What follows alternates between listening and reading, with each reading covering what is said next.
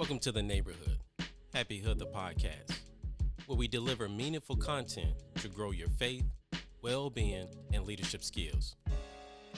Hey neighbor, I'm your favorite neighbor, Jay Murray, lifestyle coach, inspiring others to develop self-worth through leadership applications that will enable them to live in purpose. Hapi Hood The Podcast. Finish Message. what you started.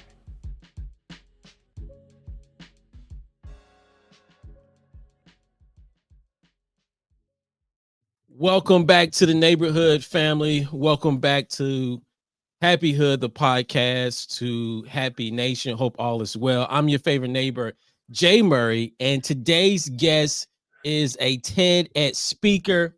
He's a survivor of stage 3 cancer. He knows all about transformation from the inside out. His journey shapes a powerful mission, empowering cancer survivors and leaders and amplifying voices for a healthy, wealthy, and wise lifestyle.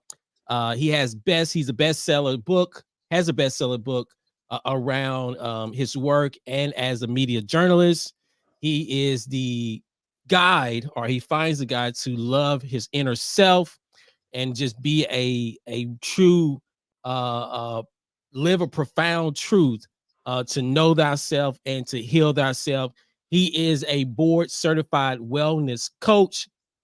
Please welcome to the neighborhood, Mr. Savio Clemente. How you doing, sir? Jay Murray, thank you so much for that intro. It's so jam-packed. Hearing it back, I'm like, did I do all of that? Yes, But you did. Yes, you did, man. Yes, you did. How you doing? I'm doing well. I'm doing okay. You know, this week has been a little ups and downs, but I always try to see the glass is half full, always. Yeah. And kind of move it along, as they say. Yeah, totally, man. So I guess I'm surprised is not the right word. It's very compelling to me and inspiring to me when I speak to individuals that went through just incidences and circumstances that just leave me in shock, right? And when I hear about stage 3, being a cancer survivor, first of all, congratulations. And let's make sure, we definitely applaud you for that, for finding the inner strength and just, the grace of God to survive that, man. But when you think about, well, first of all, what was it like when you got the news? So I'm going to take you back. So Okay. the way cancer showed up in my life was in July of 2014. I was on a trip overseas with a friend. We were in Amsterdam, Paris, and London. And I just started noticing that when I woke up in the morning, my sheets in the hotel room were drenching and soaking wet. And I'm like, this is really odd. And I just thought it was just a change of atmosphere. Maybe I ate something that was not agreeable to me. So I ended up coming home, and once again at night, drenching night sweats. Then my stomach started getting bigger and bigger, distended. And at that point in my life, I was someone who I just didn't take medications because I didn't have to. I didn't even take aspirin, to be honest with you. I just wasn't one of those people. I would ended up seeing a naturopath. And naturopath is someone who analyzes your blood type, tells you what kind of diet and vitamins to take. So after seeing him for about 10 years, I went to him and he's like, oh my God, I could see like 3 or 4 different things this could be, but you need to go seek out mainstream medicine here. He's like, go get a sonogram. And I'm like, what? He's like, yeah, go get a sonogram and see. So I went to go get a sonogram.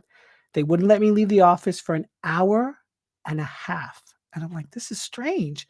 Finally, someone came out and they're like, we need a family member to come, or a friend to come pick you up. I'm like, what are you talking about? I have my car here in your parking lot. They're like, we need you to have a family member or friend come pick you up. I'm like, okay. They're like, you need to go to the hospital. I'm like, why? They're like, see a doctor there. They gave me the information. I ended up seeing a doctor. And literally within an hour, they admitted me to the 5th floor. That same night, I overheard nurses saying that they were going to transfer me to the 7th floor. And they kept calling it the cancer floor, the 7th floor. So I knew that night that I had cancer. I didn't know what kind of cancer. I didn't know what stage of cancer. That's when it really hit me. It was only until the next day where they had to literally put a nephrostomy tube. So basically, they had to distend about 8 liters of fluid from my abdomen. Is when the doctor whispered in my ear, "It's non-Hodgkin's lymphoma," and he said it's B cell. And that's really when I found out. Now, I have to be really truthfully honest. I'm the type of personality and guy that if you give me something like cancer or a challenge, I don't freak out because it's just not my nature. My nature is to try Yeah. to assess what's happening and try to find ways to fix it or try to find Mhm. ways around it or move through it. Yeah. And Yeah. I would say initially that's the full gamut of how I processed cancer, at least initially. Mhm. Mhm. I'm trying to imagine, and as I'm just kind of taking in, I'm a visual person, so just seeing it visually of you going your friend or as you went to get the blood check and hey, this could be something major, going to the doctor, then from there going to the hospital, transferring to these rooms. I mean, I have to like, as you was thinking about this, how did you prepare yourself mentally? Mm. So I had 2 things at my disposal. Yeah. One, I had my inner spirit. Like Yeah. cancer is a very physical thing. So I knew that Mm. because they told me it was stage 3. They said it reached to the point where it's stage 3. They showed me the scans that they took and Mhm. showed me where the cancers were located in my body, where the Yeah. lesions were. And I also was armed with Wi-Fi. And at that Mhm. time, I had Wi-Fi, I had my phone, and I was just researching it. I actually created a Google alert, everything to do with my cancer type. I wanted to know the highs and lows of it. I wanted to know the science of it. I wanted to know the heartwarming stories of people who overcame it. I wanted to know the Mhm. stories of people who didn't overcome it. I Yeah. had those 2 things. I also had something much deeper. So I grew up Catholic. I Mhm. was an altar boy for 8 years. I went to Catholic elementary school. Mhm. It was only until college that I realized that I wanted to seek out other belief systems just to get a more worldly perspective on Mhm. belief in general. And so I would say I'm not practicing Catholic, but I'm someone who's open to it because I believe God can be found everywhere and anywhere. You Mhm. just have to look for it. And Mhm. so I was armed with that element of spiritual faith or that spiritual essence or that energy or that strength or that power, Mhm. whatever you want to call it. Yeah. And so I knew that I had to lift myself from that physical Savio that was literally dying because I Mhm. was in the hospital for 15 days. I had to pick him up and I had to use something greater than myself. So I was like, wait, my emotions are still alive. I'm still loving and caring and, Yeah. and Yeah. nurturing. My spirit is alive. I want to still create in the world. I still want to Yeah. do these things.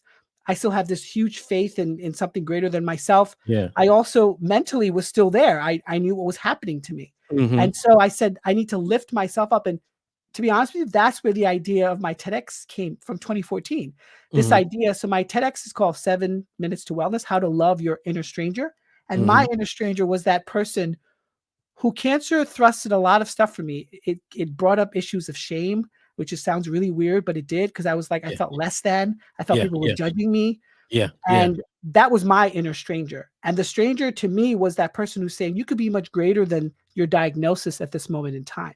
So after Mm. seeking a lot of counsel from a lot of people, because when the medical director came to me and said, listen, according to the questions we've asked you, and by the way, I talked to like I counted 19 different doctors in 15 days. 19 different doctors. I felt like a VIP. It was crazy. I don't know what I even deserved to have that level of treatment, but it was Yeah. really wonderful. She said, everyone we talk to, we know your background, we know you don't, but I'm telling you now, Savio, if you do not take your first round of chemo before you leave this hospital, I don't know what's going to happen to you. And I was like, really? She's like, yeah. So I relied on a really great friend, probably one of the wisest people I've ever known. And she goes, are you sure you want to have chemo? It ravages the good and the bad. Are you sure you want to go that route? Mhm. And I had to really look within, Jay, and I had to say to myself, and that's when I had this like epiphany. There was this movie, and I tell this story all the time because it's so important. There's this movie back in the day in the early 90s with Keanu Reeves. He played Siddhartha, which was the little Buddha, and it was called Little Buddha.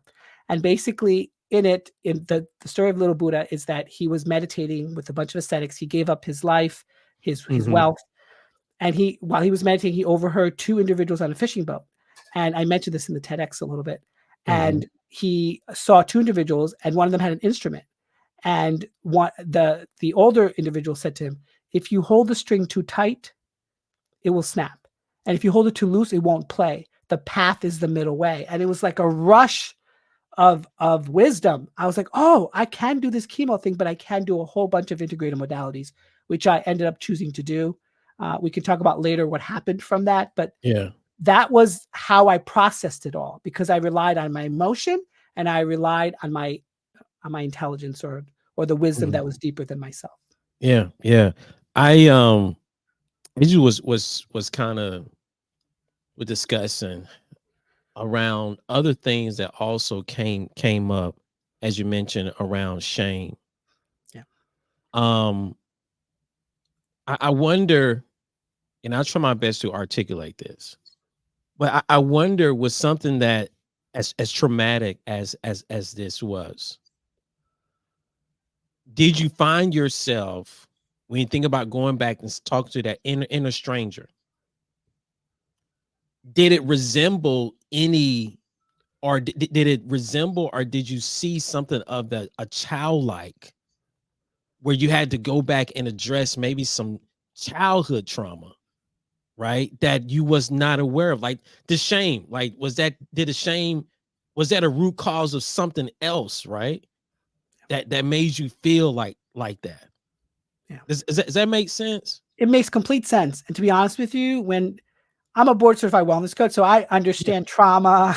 I understand all that, how that sort of works. But Uh-huh. truthfully, it wasn't until 5 years later that I was able to unravel those elements of feeling, of trauma. And it was inner work. I did the work because I wanted to Yeah. understand it all. Even though I got my diagnosis, I got my remission status 4.5 months later. I ended up doing 6 rounds of chemo. I ended up doing a whole bunch of integrated modalities, literally high and low, Jay Murray. High Yeah. and low. I went all over. Mhm. Eastern, Western. I did both of it at the same time. I ended up getting my remission status 4.5 months later. This past December, 2023, was 9 years in remission. It took me 5 years to unravel what happened to me. Yeah. Like like, because I was on go. I was on, this is happening to you. This is a challenge. You're here. You're present. Now go forward. Find and seek the answers. Find a way to heal yourself. Find a way. And I didn't really take the time to process, like you said, the past and all those Mm. things. But initially, I'll tell you, my parents, because my parents were there, my sister, interestingly enough, literally 4 days earlier, came to visit, lives in California. So she was there, her husband was there. And they kept saying, like, let's tell uncles, let's tell aunts, let's tell cousins, Mhm. and I was like, no, I don't, because for me, what I saw was like, because you have to remember, I was bedridden for a week because they had to put it in a frostomy tube. So I'm Mhm. like, I felt like a zoo animal. I was like, no, the worst thing they could do is come and see me and pity me. Like I didn't. Yeah. I Yeah. know. I know at the Yeah. time that's not what they're there for. But for me, that's what it felt like. The Felt shame like, of it, yeah. Yeah. Yeah. like watching me and gawking at me, and that's not how I roll. I roll mostly. I'm a very self-independent person. I've traveled Yeah. all the way to Australia by myself when I was like in my early 20s. Like that's how I am. And I'm Mhm. like, that's gonna make me feel more self-conscious. So I said, thank you, but I don't need that right now. Yeah. I just need your guys' focus and my focus on what's happening at the moment. And so that was the impetus that I knew that shame was there. Mhm. But it Mhm. wasn't literally until years later that I did men's work. I did journaling exercise. I did energy medicine. I did all these different things to understand it, of what really transpired and how I came to understand this particular challenge in front of me. Mhm. Mhm. I'm curious. As you mentioned, you sound like, and just hearing you, self-driven, very self-driven, independent, a fighter. My willpower is strong. I can do anything, right? I'm that type person. When it came to Kansas, like, "Psh, I'm I'm about to kick your butt." Like it ain't no ifs, ands, or buts about it. Did you find yourself seeing, and this may sound very weird, very counterintuitive, like a moment of this gave you a moment of rest? Like in other words, did you ever think about like, why am I so self-driven? Like what am I trying to get after? And like was this something that the blessing in the skies, right? The silver lining, if there was ever a silver lining, that this this helped me to understand stillness. Was it ever a epiphany moment like that? I think you're very astute because there's a couple of things that you said that resonated. So one, and I want to be totally respectful because when Yeah. I was in hospital for 2 weeks, I had four roommates rotating. Two of them had brain cancer. They would go every few hours to get radiation. Okay. So I will be respectful. But honestly, those 2 weeks, and I joked with a friend, a trusted friend about it, someone else besides that first person, that was like a Club Med experience for me. I mean, no lie. I was alert. I was awake. I knew these people, the nurses and doctors were there to take care of me, but it allowed me, like you said, it allowed me to pause. Now, the other thing is before cancer, I was a long time meditator. At that point in Mhm. time, I was probably 15 years religiously every day, 10 to 20 minutes a day meditating. So it Mhm. gave me that extra level of clarity. It gave me that extra level of not having to worry about anything that for me, in retrospect, was fruitless and not worth my time. I only had my phone, which is information. I watched a couple of television shows here and there. And I basically took the time really to just rest, completely rest, because I saw that as an opportunity. What came to me was this phrase that Oprah Winfrey said, I think it was in the 90s, about life will send you a pebble, then we'll send you a rock, and then it will send you a boulder. And to me, that was my boulder moment. There couldn't be anything much bolder, Boulder, than cancer, stage 3, in the hospital, bedridden. There was nothing more than having to do first round of chemo. There was nothing bigger than that for me at that Mhm. point in my life. So it gave me that experience. And it also allowed me to figure out for myself, what's my next steps? Like what's going to happen after this? Like, Yeah. cuz friends and family were saying to me, I'm not kidding. They're like, "Oh, Savio, you're going to beat this." Literally had that much faith in me. And a part of me was like, thank you for that. But I don't know if that's helping me because then that creates extra pressure, right? It's like when you see people on like back in the day in like American Idol, they're like, I'm doing this for my mama and my daddy and my family. Like, wait, hold on. You're Yeah. just singing. Sing for you right now and then Same for worry about you. your mama Wow. and your daddy and then your family. And so for me, I was like, that's kind of putting extra pressure. So all I said to myself is, I got to do my end. I got to do the Mhm. work. So I'll do the chemo, I'll do integrated modalities, I'll spend whatever money I need to spend because it's my life or no life. Mhm. And whatever happens, happens. And that's what I actually said. I remember getting my remission status December 20th, 2014, 5 days before Christmas. I remember saying, this could be the best Christmas present ever or the worst Christmas present ever. And I said, I did whatever I could. There's nothing more I can do. Literally at that moment in time, there was nothing more I could do. And they said, if your chemo doesn't work, then we have to go into stem cells and you have to need a donor and all this other stuff. So I was like, okay. And fortunately for me, it ended up working out that way. After 5 years is when I got the courage to do something with it. And here I am doing the work that I feel I was called to do. Yeah. And I was on a call yesterday with a bunch of stage 4 pancreatic cancer patients. They're not survivors, they're patients. And this idea of blessing came up because I said in the call that I would never consider cancer a blessing Mhm. because a blessing is something, right? But I will say cancer illuminated a path that I never would have seen, never would have walked. And Mhm. from that path, I feel like there's a mission behind it. And so I'm just trying to do the work as best as I could. But someone else actually called it in the call who has stage 4, he called it a blessing because he said for him, a blessing is something that you can see much greater than what the circumstance is, which I thought was beautiful. Mhm. So I just wanted to put that out. Yeah, definitely. And we're going to be talking about more about that because you, as you mentioned, with your media background, you've done some interviews of other cancer survivors, those that's dealing with it. I want to get in a moment. You mentioned it of these integrated modalities that you sought out as you was doing also the chemotherapy because we from the outside, we when I say we, I'll say the way that I have seen cancer and the way that sometimes it's talked about is about, heavy medicine. And that medicine is heavily on the Western medicine philosophy.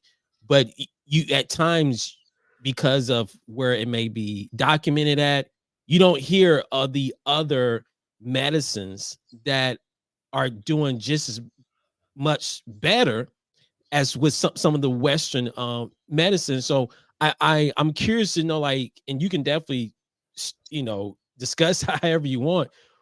What was your biggest surprise of that? And how did you go about really researching and starting to experiment with these different things? Mm. So I have to preface this by saying I'm board certified, so I'm not advocating for someone to follow this path. It was something Mhm. that I did. The middle way, the Yeah. integrative path was my own. But I actually had a friend who had tinnitus Mhm. and vertigo. And he ended up doing something called ozone therapy, which I did some research on. Basically, it's been used in Germany for a really long time. There's different ways to administer it. You can actually take a saline drip, ozonate it with an O3 gas, and then actually put it as as a IV drip. You Mhm. can actually do it anally, or you can actually take the blood from your system. They mix it with the O3 and then they re-enter it into your bloodstream. Mhm. So he told me about that. So I looked into that. I made an appointment with a doctor, an actual doctor who administers that. At that moment in time, it was actually not far from where I live, about 15 minutes. So I sought out that option. I read passages in the Quran, and there was some passage in there talked about the black seed oil, that there's only one thing the black seed oil can't cure. It's death. Yeah. So I got the purest form in London. I had that mailed to me. I put a little bit of honey. I did that. I did energy medicine, which is it's considered out there, but Mhm. like I said, I felt it was my body autonomy. My cancer does not affect anyone else. It's not like it's COVID. It's my cancer. And Mhm. I wanted to know for myself that I did all that I could. Obviously, I did, I did juicing. I changed my diet. Although, to be honest, people said, "Oh my God, you probably were horrible." I'm like, no, before cancer, I was like eating hormone-free, organic foods. I Mhm. was working out 6 days a week. I was doing spinning, boxing. I was like doing all these things. Yeah. And so I just continued that. The only difference was that my hair fell off, and then now it's a badge of courage because I'm like, I need to see that I overcame something huge. Yeah. And it's so much easier on my life, to be honest. And then I had a little bit of neuropathy in my fingers and in my toes. Mhm. And even then, I looked online. They had some frankincense oil that actually helps neuropathy. And Mhm. so all of that, I feel like in conjunction, helped me stave off the side effects of the chemo. I really, really, really believe it because I had a heavy dose of something called R-CHOP, which is Rituxan, and there's like 4 other kinds of medicines that really are hard to pronounce. And I just remember this one aspect, and I mentioned it in my TEDx talk. It was just like red jelly-like substance. And I looked at the nurse and I'm like, that's going in me? And she's like, yeah. And the name of it was Vincristine, which sounds so beautiful. Like sounds like holy Mhm. Vincristine. And like it's going in you. And it was 5 hours. My dad's like, like my mom and dad's like, you want to come to the chemo bay? I'm like, no, you guys staring at me for 5 hours. It's not going to help me. It's not going to help me. So I said, you could pick me up from the chemo beds because that's Yeah. what they recommend, that someone picks you up. So he did that. But I'm like, you staring at me is not going to make it better. All I did was take a packed lunch. I would sleep. I would listen to audiobooks. I would, just basically just fall asleep as much as I could. And Yeah. what I actually did, Jay Murray, and I'll tell you, is that Mhm. I reframed that what they call chemo into what I called an elixir. I saw it as something that was there to help me rather than something that's there to destroy the cancer cells. I reframed it. Even back then, before I knew all these terms, I Yeah. knew that I was there for healing. So I said I need to look high, which is what we all do, right? Go to doctors, or low. And I tell people now, as someone who's a coach and who's interviewed 200 cancer survivors, and I've heard all kinds of stories. For me, I say this all the time, and I'll say it as long as I live. Healing doesn't always occur in the chemo bed. Healing doesn't always occur in your doctor's office. Healing occurs in those moments when you're sleeping. Healing occurs when you can't even move your arm. Healing occurs in those slight moments of clarity and access to something much greater than yourself. mm, mm, mm. Going back to the interviews, what would you say is like almost okay? And I'm taking my time with this because it's so interesting, and I'm as I just kind of really just become empathetic and really understand, like, far as you talk to these cancer survivors, was there any assumptions that you had that I came in as I heard these things, this was my assumptions, but after hearing it, it kind of really just debunked Mm. all the theories that I had, that, and the reason why I say is like, here cancer survivors, like, I had to be resilient. I had to, like, resiliency, I had to, pivot I had to pivot my mind and pivot my perspective. And these things are, I would assume, especially like as I think about like those individuals that are very self-driven, right? But what was something that really just took you by surprise, man? Mm. That, like, wow, I never either thought of that way, or I had an assumption, but yet, wow, it really debunked that or just helped me to broaden my perspective on Well, the main through line after all those interviews was this concept that cancer doesn't have to mean a death sentence. There was this guy it. who was stage 3 pancreatic cancer. He was a finance guy. He's like, why can't I be, because he was given 2% to live. He's like, why Mhm. can't I be 2% to live? Why do I have to be the Yeah. 98% who doesn't live? But if you're asking me specifically what they said that really surprised me, probably there was two things. So it Mhm. was something that I just didn't do because of my personality and where I'm from. But a lot of these people relied on support from their family. And what they did is, instead of the families talking about their cancer all the time, they would bring them on appointments and they would act as their scribe. Because when a doctor gives you all this information and all these things, they would write it down. So the family member or friend felt like they were of use, that they had something that they could help them with. And then it took the onus or the burden off of the actual cancer individual, the Mhm. person going through the pain. So that was number one. Probably the second thing, interestingly enough, it was very hard to find males, especially males of color, black Mhm. males. There was probably 1 out of 200, literally, Mhm. because they don't wanna talk about it. It's something that they don't wanna go into, and I ask a very specific question. It's about 10 to 12 questions that I ask in the interview, and one of them was, if cancer had a message for you, Wow. what would that message be?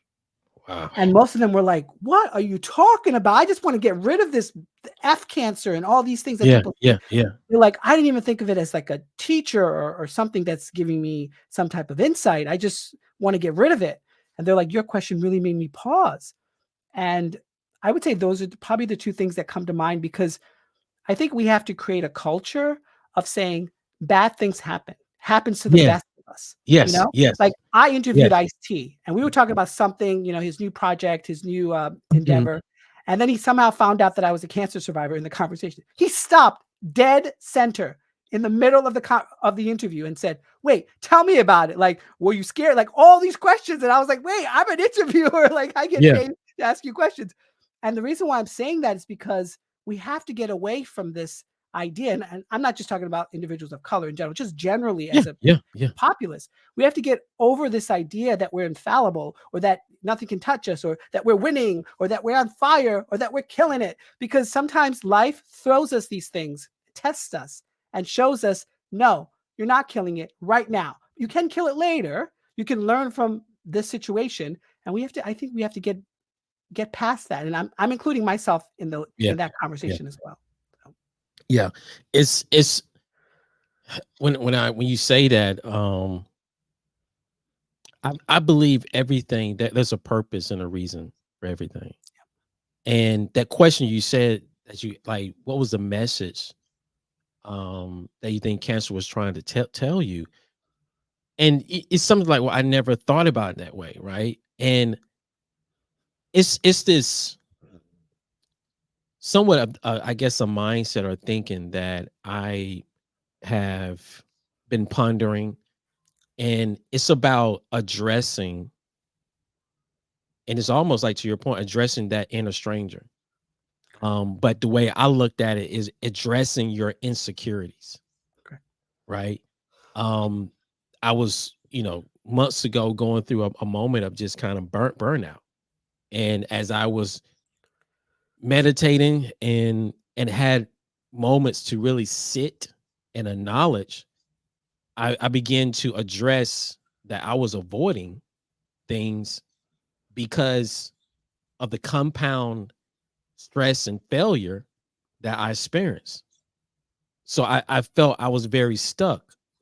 But it wasn't until I addressed it, right? And really sat down and really, like, you know what? Fear, I'm like, let's talk. Avoidance, like, I need to talk to you. When I hear what you said, as far as like, to know that thyself is to heal that thyself. And as you talked about that inner stranger, like, Walker's like, what do you mean by that? Let's start there, and then we can kind of work our way, or through it. But I'm curious, like, what does that mean to you? Yeah. So I intentionally wanted to make it vague because it could mean so many things to different people. Because a Yeah. stranger to me, like I said, was the shame. It was like whether or not it was that little boy that, for whatever reason, felt different in the world, Mhm. or for whatever reason felt judged in the world. Yeah. For the most part, I had a really great upbringing. To be honest, I didn't really Yeah. have any problems or any huge Mm. quote unquote bullies or anything like that. Yeah. But that feeling still was there, right? So it followed me throughout my whole life. And the crux of it all was this whole cancer situation.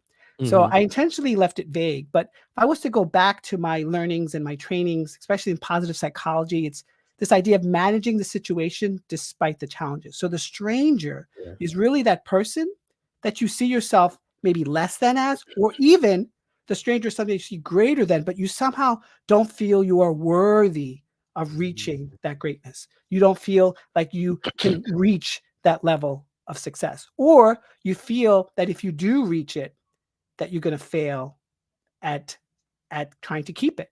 And Yeah. so for me, the stranger is really about this idea that it's this part that lives within you, East. So I left it vague intentionally because in my studies of Eastern philosophy, right, people talk about a whole bunch of things, right, that we, at this point, it's anecdotal, right? We don't know if it's true. Past lives, things, right? So the stranger could also be that aspect of yourself, if you believe in that, if that's your belief system, that Mhm. it could be that part of you that's pulling you towards something, and you've been doing something all your life that might not be in alignment with where your Mhm. purpose or your soul is, or what some of Mhm. the Eastern philosophies call your dharma, right? Your Mhm. purpose for living. And Mhm. so I left it vague because I wanted people to wrestle with that idea. And I said, the only way to do it is to explain my story, because people latch onto stories. So if I explain my story and tell them how that inner stranger has shown up in my life, maybe it will cause them to pause, to reflect, and to actually consider to themselves, well, where is life pulling me to? And what is that stranger? Is the stranger something I should be afraid of? Is the stranger Mhm. something I should make friends with? Or Yeah. is the stranger something that's guiding me towards an even greater outcome? Mhm. Mhm.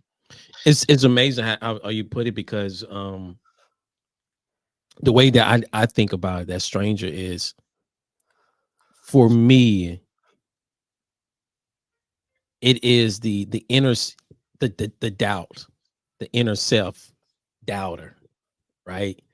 Um, that at times, to your point, you hit on a nail. I had to fight. I'm not worthy of it, right? And sometimes it's also the stranger that sometimes a little bit more is too ambition, right? It's too, like, and it's like, finding, and that's why, like, I think, not I think, and I'm just kind of thinking out loud here, but as I kind of contemplate on it more, I think it's why it's so important at times for us to sit in our thoughts. As you mentioned, that as you was going through the cancer, you didn't take time to process your emotions until years later.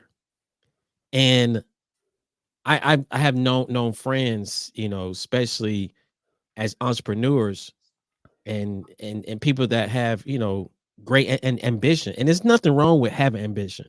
There's nothing wrong with feeling like, hey, you're going after it, right? But it's when those times where we don't give ourselves moments to process, there's repercussions of not taking that time to process those emotions. And for me, it was great for me to rest, over this last couple of weeks, because it allowed me to have a moment to address that stranger, to address that stranger. Like, okay, what are you avoiding? What are you scared of? Like, talk, like, let's sit down and talk. Because I found myself, especially, hear me out, Happy Nation, that when we just go, go, go, go, go, we don't have a moment just to let me sit still. Let me sit still and just be with these thoughts. As dark as the thoughts could be. That's the part sometimes where, even as dark as you may think they are, as you get to know that stranger, you like, and that's why I asked you about the childhood. Oh, it was the 6-year-old Jay Murray. It was the 6-year-old Jay that experienced a bully or whatever this case, right? And he just been sitting there. I'm kind of going rambling, but I really like that perspective of really having a moment to sit with that inner stranger. And as you mentioned in your TEDx, and definitely, family, go watch that. You can Google it on YouTube. Is out there. Definitely a great TEDx. You talk about the 7-minute wellness without giving us the whole thing, because we want to make sure people will watch it. But you had a method in there that you learned when you were in Hawaii. That helped you to gain a better perspective around getting to know that inner stranger. Can you talk to us about that a little bit? 100%. And I love your thoughts on your interpretation of what that inner stranger is, because people get confused. When I brought this concept out, people like, wait, you mean my inner critic? I'm like, it could be, but the Yeah, inner critic is really something that hammers at you, right? Hammers. So it's like a control. yeah, Inner stranger could be anything. What's yeah. a stranger? Someone you don't know, but it You could be a don't friend. know. It could be a Yeah, friend at some point, right? yeah, It could be fast friends, or it could be slow friends, yeah. or whatever the case may be. So I love the fact that you articulated that. But yeah, so in my TEDx talk, I used an acronym called Aloha. So um, in all transparency, I've not been physically to Hawaii yet, but I love Hawaiian culture. So I Uh-huh. studied what they call huna healing, and from huna healing, there's something called Ho'oponopono. Basically, just means this idea of self forgiveness and self compassion for yourself. So it's Mm, about talking to those selves of yourself. So I mm, call it the three brains: their head, your heart, and your gut. And when you mm, research and delve into it, because I'm an embodiment coach as well, I go into the body as a resource, because there's a mm, lot of evidence that shows that those regions of the body have some level of consciousness, some level of knowing, some level of insight that you need to tap into. It's your onus. It's on you to figure out what those things are. And so the way the procedure goes is you go into your heart, then your head, then go back into the heart, then from the heart to your gut, and try to figure out for yourselves the things you're wrestling with in your life. It doesn't come instantaneously. You can come yeah. over a couple of days, couple of weeks. So I use an acronym called ALOHA. And so basically, without giving away too much, it's A, which is acknowledgement. Acknowledge where you are. L is listening. Listen to that inner voice from within. O is opening. Open yourself up to that self-compassion and self-forgiveness. H is harnessing. So harness that wisdom that comes from those areas in your body or in your senses. And A is really acting, like actually act on that purpose. And so it was a takeaway that I wanted to give to the audience, because I didn't want them to just tell them about a cancer survival story. Many Yeah. people survive cancer. I wanted them to take that acronym and say, in my life, maybe I'm not the cancer person who has cancer, Yeah. but I have Yeah. these other things. What can I do to push the needle forward in a slight way? It doesn't have to be a leap, because people always say you got to make these damn leaps. And it doesn't Mhm. have to be a leap. It could Yeah. just Yeah. be a small step forward. Yeah. Yeah. A small step forward, which can go a long way, man. I want to ask you this question. When you think about what you're doing now and what you went through, if you had to go back and talk to Savio before cancer, like what would you tell him? Mm. So this is a very important point, because I'm not someone who makes blanket statements. There's Yeah. people who say, like, I don't regret anything in life. I mean, for the Yeah. most part, I don't, because I'm like you. There's a method to the whole madness. There's Hmm. a reason for the treason. There is a cause to the effect, right? Yeah. It's just the way it is. Yeah. So that moment in time, and I mentioned to you that physically I was doing all the right things, right? But honestly, I was in a business relationship with 3 other people. It wasn't going well for a while. I did not have the courage, Jay Murray, to tell them that it wasn't working for me. At that moment in Mm. time, I invested not only my time and energy, but my finances, resources. I was the main Yeah. person to do that, because I believed in Yeah. the mission so much. Hmm. Hmm. And I think I would tell that person that you're going to go through rough seas, but you'll come out to the other side in a much stronger and better way. I don't think I would have averted. Like, I'm not the Flash, because I know how those time cycles work. I watched enough Yeah. of the Flash to know that one thing affects another thing. Yeah. But I would just say, because after what I felt was not a betrayal, but a loss, a huge loss, that I'm Mhm. not saying contributed to the cancer. It might have not. I don't know, Yeah. but it Yeah. happened in Yeah. my life. Uh, I think I was just so much in my head and not in my feelings. So if you believe Mm. in astrology, I'm a Pisces, an Aquarius cusp. All that basically means that I'm a very emotional guy, right? But Mhm. I've learned through this process of having cancer and going through this, 2 things. One, this idea of vulnerability. I literally had to Yeah. rely on other people to take care of me, Yeah. nurses, doctors, Yeah. family members. I came out of the hospital after 15 days and I was 12 pounds.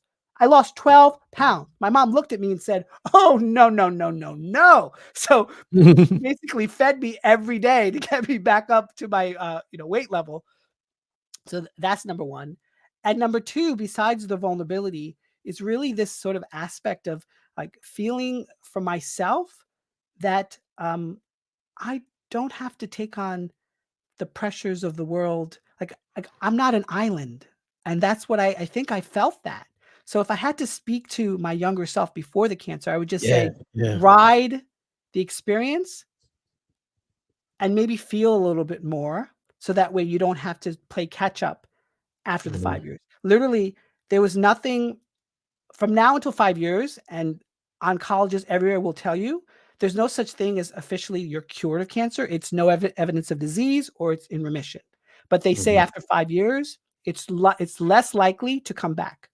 And Mhm. so after 5 years is when I literally physically saw the green go symbol in my head and said, "Okay." So that's when I decided to make it a mission. And so ever since then, so many things have arisen. I ended up interviewing Venus Williams, and she launched a wellness company, and wellness brand. And she was like, people look at me as like this, the epitome of sports, right? But she goes, no one knows until now that I was going through major digestive systems that actually did not help me uh, in my performance. It actually hindered my performance so much Mhm. so I had to change my diet completely. And now Yeah. I'm launching a wellness brand. So I say that because I really feel, to a large degree, we go through things, and I say all the time, shit happens. And so it's Mhm. our job to figure out how to unravel that and make sense of it and make it smell good. Yeah. Yeah. Make it smell good, but to your point of really to like speaking to that inner stranger, right? It's those growth moments, man. Like when you think about like yes, it you know, as I think about like the valley moments, right? And I'm spiritual. So I always use different things that within the Bible, but those valley moments, man, of where there's certain vegetation that only grows in valleys, Yep. Yep. that only grow in the valley. So the valley moments are necessary in order for us to be prepared for the mountaintop experiences. But it's necessary because it's preparing us, it's molding us, it's shaping us to really be very purposeful. And that's why I feel in life, man, it's for me, it's not about the money, it's about the impact.